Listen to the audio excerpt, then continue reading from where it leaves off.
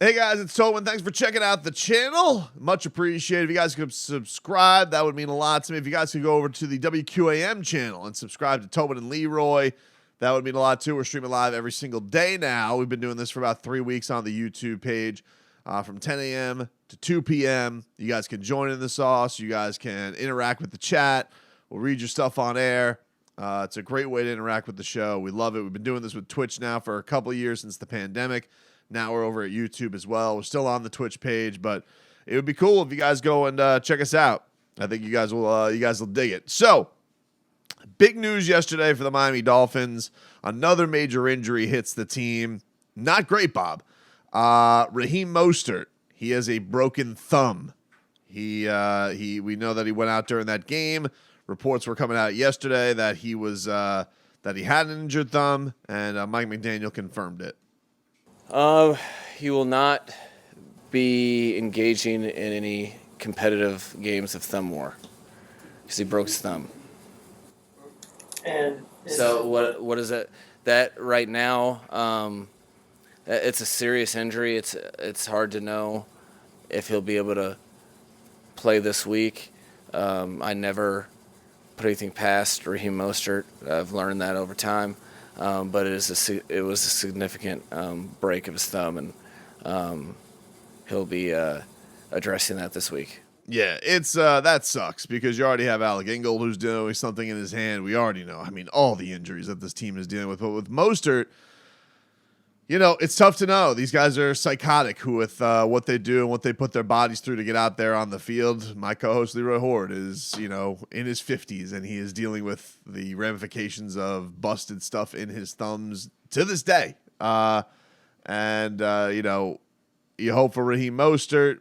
It's one of those things where running backs are a different breed, some of them, and it's like, if they feel like their feet are out there and they can do anything they can to hold a football, they'll try and get out there and do it. But, it does feel like this season is just getting so snake bit with the injuries by the end because of Tua and Armstead. And now you see that the receivers are a little bit banged up. And now Mostert, who was, just running like an absolute monster over the last 6 games of the season. And really, like any of these games that you were keeping in there, he was a big part of it.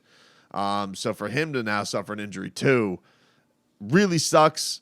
Jeff Wilson was good on Sunday too, but you really feel like, look, if Tua's not going to be able to go, and we'll get to him in a second, they need that dynamic running game. They need something there. And Ahmed has shown some burst here and there for some fresh legs, but certainly you'd love to have number 31 out there. So that's not great to get that news there.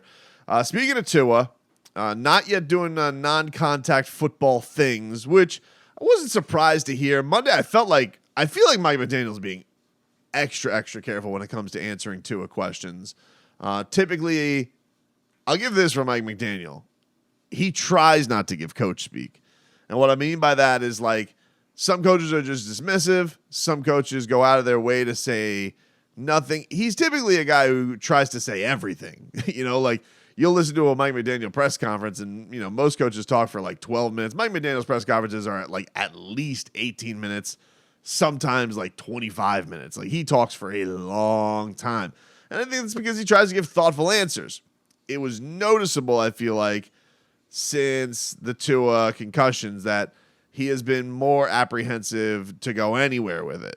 Now, people may read into that and say, well, they think that means he's not going to play. I don't necessarily think that. I think that we're going to know on Wednesday. We'll know on Wednesday whether or not Tua is actually on the mend to go play football, because if he's able to go do non-contact football stuff, then I guess there's a window for him to play. If he's not, then okay, you got to move on with Teddy Bridgewater, Skylar Thompson, whatever direction you're going to go there. I would say the line that comes out, in Vegas, typically has some good, has some good info on this stuff. Typically, but we saw this with the Joe Flacco thing, right, where the Jets went from favorites to underdogs in a matter of a night. So they're right now putting it at -11, which I've been told from gambling people that's kind of like a hedge between Skylar and Teddy. And leaning Teddy, and if it was Skyler, it may actually go even more in favor of the Bills. But, that stuff can change if we get good news on Tua. It doesn't mean the line can't change come Wednesday. It's just one of those things people could be betting against the idea that Tua is going to be out there. So we'll see. I really don't think there's anything much to read into. I know people were saying, I know he said something about like Tua was getting a sweat up, and I think that's like the phase before getting into non-contact. So he's doing some type of exercise. I think it all just comes down to what is going to come with Wednesday. Is he going to be out there? Is he going to be limited, or is he going to be out? If he's not practicing by Wednesday, I don't know how much faith anybody has that he's going to play. And I'm not even just talking about a should or anything like that. I'm under the impression when it comes to this stuff, like I feel like Tua, his family, his loved ones, the team, I don't feel like anybody has bad, evil thoughts behind this. I understand people who are squeamish about it. I get it. I feel like that you got to trust the medical people at some point. I think you also got to realize that this is what he's worked his life to do, and that there is a big risk in playing football. This has been really unfortunate what's happened this year with the hit in the back of the head on the turf, and especially things like the memory and all that. If that was the case the last time around, but also like there's been concussion experts and concussion sufferers who have reasonably come back from this stuff too. So I don't feel like anybody's out for evil if he does go out there and play. But again, I think that's more of a discussion when Wednesday rolls around and we know we'll have a better idea of it or not. Terron Armstead is an interesting one because he tweeted or posted on Instagram. I think he tweeted it too, but he posted on Instagram. That's 9, which is a thing for him. He puts it after every win.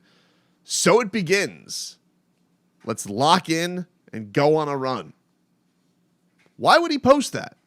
We know he posts the 9. He counts the wins. But it's Terron Armstead saying that he's on the mend, that he's on his way back.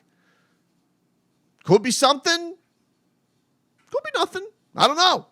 But that felt to me almost like he's going to do extra everything. Now, I think he's posted something like this recently. Like, I think he's put like, I'm built for this. And he didn't play. He hasn't played for the last couple weeks. So maybe I'm reading way too much into it. But I saw that, I was like, all right. And speaking of IG posts, this one was kind of sad. Kind of sad. I don't think it was a surprising thing to see because, Mike Gesicki is I don't think he's been shy about the idea that he's not pleased or that the end is coming to his Dolphins career, but he posted on Instagram, didn't even know I was making memories. I was just having fun. And then posts, love you, Hard Rock Stadium. So that's essentially a goodbye. I don't know about you guys, but like I look at that, I was like, oh, Mike Gesicki saying goodbye. That's something pretty wild. So, it's kind of sad. It's kind of sad to see that. His potentially last week was his last game at Hard Rock Stadium. He had some big catches. He had some big moments for the Dolphins. Couple other things before we wrap this one up. Tyreek Hill. We talked about this in another video.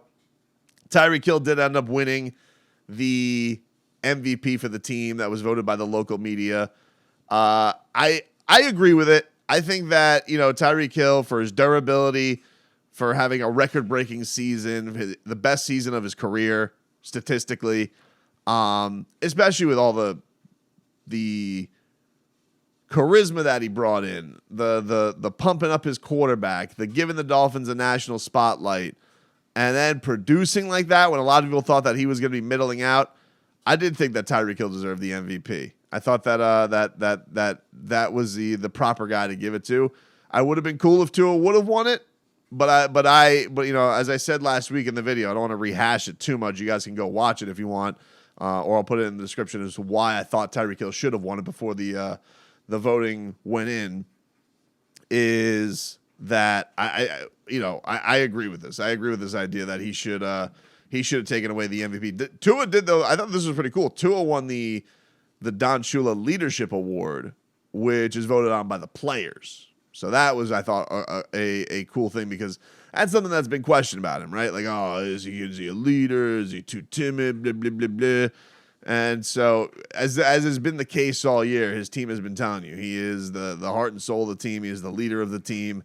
And, I thought that was a really, really cool thing that he ended up winning that. But I do agree with Tyreek getting the MVP. I do think that being that available and producing that much has to count for something. And he was basically leading the league in receiving all year up until like the end. And then had to deal with 300 quarterbacks, Mike Glennon coming in, for Christ's sakes. So all that being said, I agree with the Cheetah getting the local MVP. And finally, an interesting piece of local news that local tie with an upcoming twist. Ken Dorsey, Canes legend, offensive coordinator for the Buffalo Bills. We all remember him and his meltdown after the Dolphins beat the Bills week 3. One of the greatest videos of all time. He is interviewing for the Carolina Panthers head coaching job. So shout out to Ken Dorsey. I thought that was really cool. And you think about a guy who, look, in all honesty, a lot of people wanted Ken Dorsey. There's a lot of the fans down here who wanted Ken Dorsey to be the head coach of the Canes, and I don't think they really gave him a serious look because he doesn't have head coaching experience. But look at this, Ken Dorsey. So Ken Dorsey ended up taking a assistant AD job with FIU, with Butch Davis, to kind of be on the coaching staff, and has worked his way, from this guy's worked with Cam Newton at his prime.